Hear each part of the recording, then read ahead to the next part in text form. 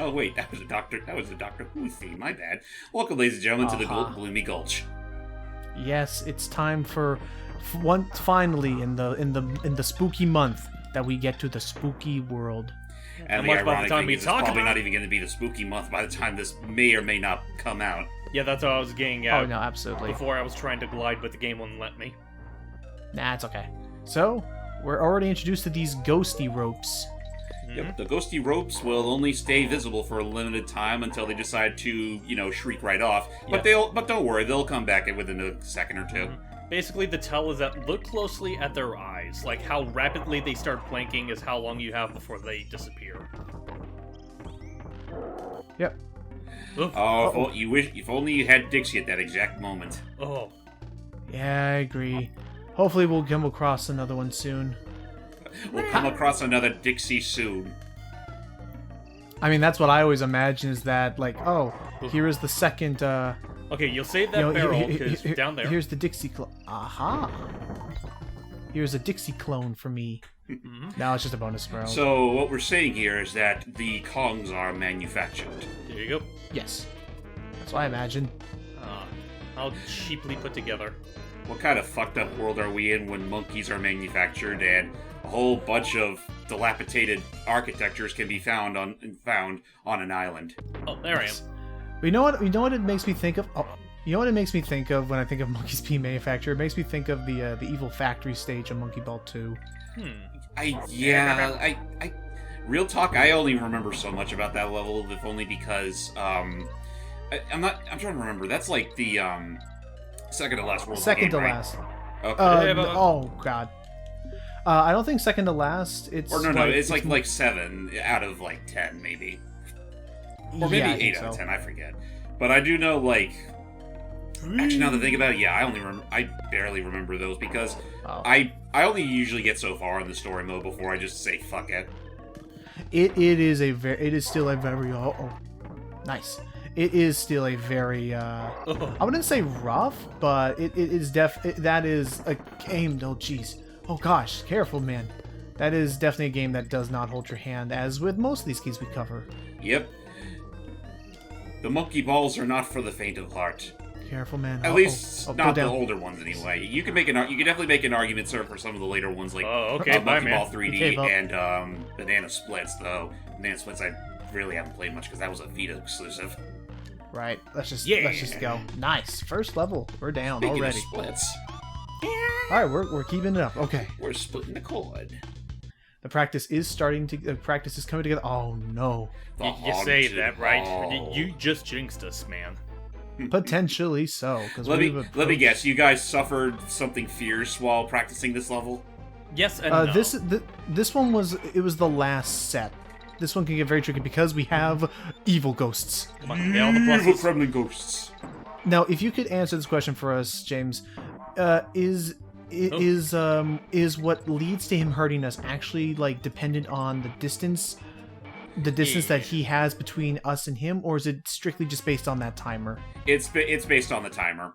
Like he'll never catch up to you until that timer goes right to 0. Okay, and for this one, thankfully, they actually have like more than enough of the required stars you need here, which is good because with the speed you're zooming at, there's no way you can get every single one of them in one go. Yeah. Yep, and we got Yeehaw! Watch out for that tree. I remember watching. I think we brought this up a lot. I remember watching the old George of the Jungle. George of the Jungle cartoon. The one that looked like it was. Oh wow, that's the one strict. Yeah, the one that looked like it was. I know what's gonna happen.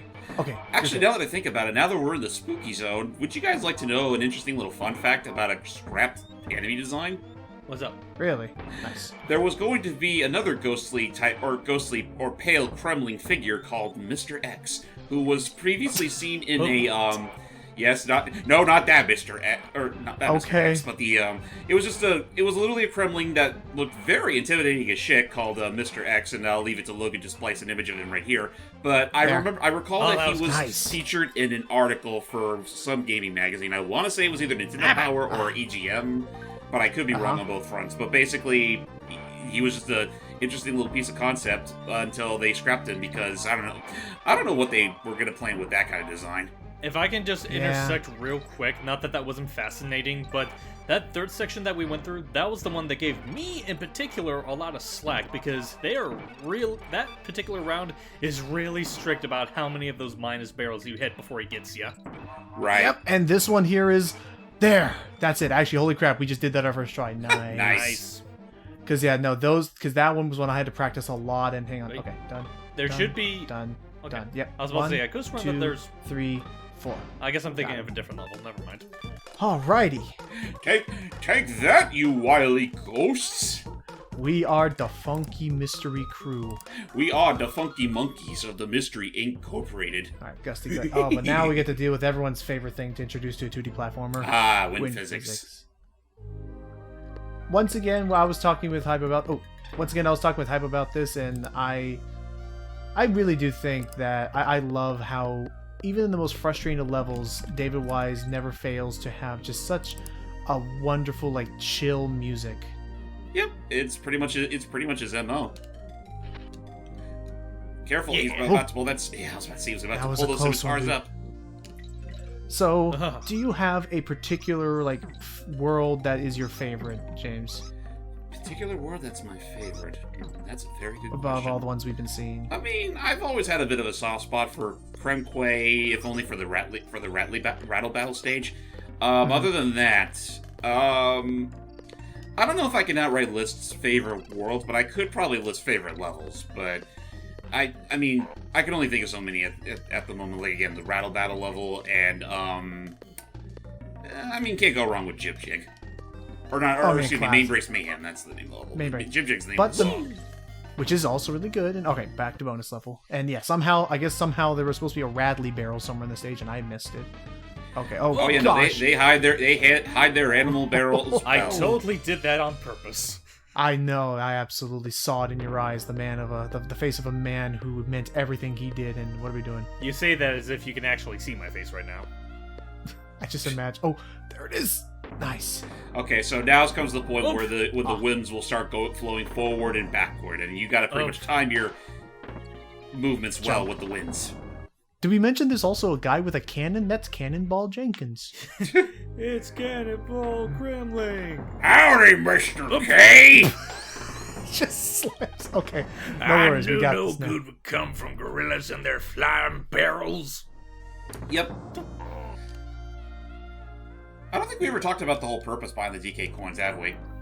You mentioned Cranky, but I'm actually not sure. Is there actually a plot relevant reason to using them? It's purely for bragging rights, but basically, by the end of the game, Cranky will actually rank your status as a video game hero, and well, the more coins you get, the better your rank will be. No worries. There's more to it than that, but I mean, I'll just leave you on suspense, assuming you don't already know what it is, considering this is literally a 20-plus-year-old game. Yeah, okay. How dare you. There we go. Actually, now that I think about it, fuck me, I think this game's literally turned 25. Is it 25 this year? I want to say it is. Like, how long was the time gap between, in terms of release, the time gap between this and the first game? Just a straight year. Ah. Like this is literally the Crash 2 Cortex Strikes Back of the DKC series, which is actually funny considering Crash came after the DKC series practically had its third game. So I want to ask, did DKC3 continue on that particular time scan as well? More or less, yeah. Another year passed, and that's when we got Dixie nice. Kong's Double Trouble. Okay, and then I always wondered if Rare had plans for a Donkey Kong Country 4, like if they ever had any other plans. Well, to, 64 is probably the closest we have to that. I do recall, like, back when they were doing all their GBA port-ups. Oh, yeah, by the way, we're back in the Honey Hive levels, and it's also here where we meet up with one of the more interesting animal buddies who, well, not much to talk about here, but he does get a bit of a promotion in DKC3. It's Quox. As of right now, I don't know if they improved this in DKC3, but as far as this, he is... Oops. very much just a nerfed version of Squawks. He cannot fly upwards, cannot spit out eggs, and that's pretty much all he amounts to, is just a controlled descent. He's literally a paraglider. Or a parachute, yeah. But Parachute, yeah. Yeah, parachute. But don't worry, he does get a promotion in DKC3. He not only does he learn how to jump, he actually learns how to pick up and toss barrels. Oh, really? Mm-hmm. He gets there's a little more mileage to him in that game, even though I would say between chucking barrels and spitting out eggs, I'd say spitting out eggs is a little more satisfying just because it's more immediate. Mm-hmm. But anyway, what was I going to talk about earlier? We mentioned okay, let's see. We mentioned oh geez, nice. We mentioned Quacks. We mentioned Quacks, and before that we were mentioning the wind physics and how in the windy level we brought up something. Just go straight down right. Oh, it's a close one. Oh, okay. There. Look at there. Nice. Oop. Oh, you know what? Oh, wait, ow. I think we need time for the free fall, fella. Or not. Huh. What happened? Dixie. Oh God. Where is she? My life flashed before my eyes. Okay, now I remember what I was talking about. About a possible Donkey Kong Country 4. Yes. So, around the same time that the DKC trilogy had their GBA port-ups, where we're actually raring to consider pitching a potential DKC4 to Nintendo for the Nintendo DS. Oh. Nintendo unfortunately shot down that pitch and instead asked that they instead remake Diddy Kong Racing. Which, I can understand, as disappointing as that was, I can understand, wanting to, revive that, because a lot of people, they have a lot of fond memories of that game. So how exactly did that go for good old Rare? There, Gotcha. he did it. No, it just was. It was a hack job, basically.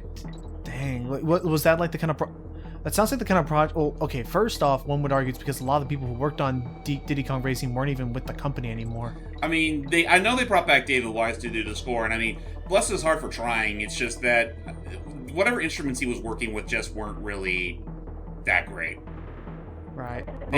For the DS at the very least. But yeah, other than that, yeah, no, the graphics were kind of, well, in some ways you could, they were kind of an upgrade, but at the same time they didn't look all that pretty either.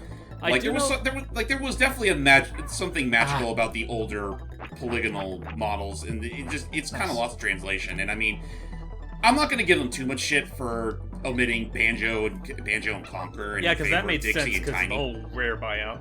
Right, that I'm willing to forgive. It's just that there's some things I can appreciate, but on the whole, it definitely feels like something that was purely made without much of the care and attention of the original. I take that back. I mean, Quacks' hitbox is probably very small, whereas the Kongs are still about as big as they are. Yeah, what is even up here all this time? Just a bonus level. Alrighty. Destroy them all. Just help! Help! Oh, you gotta use it to kill all the zombies. Now we gotta use Squawks. Why can't we have him be our birdie buddy in this level? Quack's like, am I good enough? And we're like, yes, that's the problem. Oh. Honestly, you say that, I could just totally imagine Squawks being the type of